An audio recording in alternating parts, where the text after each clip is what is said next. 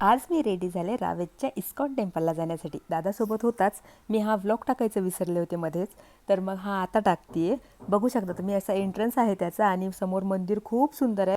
तुम्ही इथून शॉपिंग पण करू शकता. भरपूर सारे शॉप्स तुम्हाला भेटून जातील. चप्पल स्टँड आहे. शेगावचा फील येत होता इथे चप्पल स्टँडची अरेंजमेंट बघून. आणि मग समोर अशी मस्त मूर्ती आहे एक बाहेर ठेवलेली, तिथे तुम्ही फोटोशूट करायचा असं म्हटलं आहे. म्हणजे सेल्फी वगैरे काढायची असली तर तुम्ही तिथे काढू शकता. मग समोर आम्ही मंदिरात गेलो तर मंदिरात फोटोशूट अलाउड नव्हता, पण आम्ही त्यांना विचारलं तर ते बोलले की तुम्ही करू शकता क्लिक. असा छोटासा व्हिडिओ शूट केला. आणि राधाकृष्णाची मूर्ती खरंच खूप मस्त आहे. तुम्ही एकदा नक्की जावं या मंदिरात असं मला वाटतं. इस्कॉन टेम्पल सगळीकडे असतं, पण इथे हे आम्हाला जवळ असल्यामुळं आम्ही आधी इथेच आलो. नंतर आम्हाला रीलवाल्या मंदिरात जायचं होतं इथून समोर.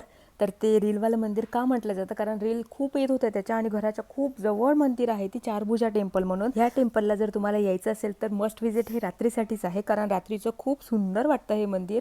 आतमध्ये गेलो तिथे फोटोशूट नव्हता अलाऊ, म्हणून मी नाही केलं शूट काहीच. तुम्ही तिथे व्हिजिट करा आणि बघा. तर असेच नवनवीन प्लेसेस व्हिजिट करण्यासाठी फॉलो करायला विसरू नका.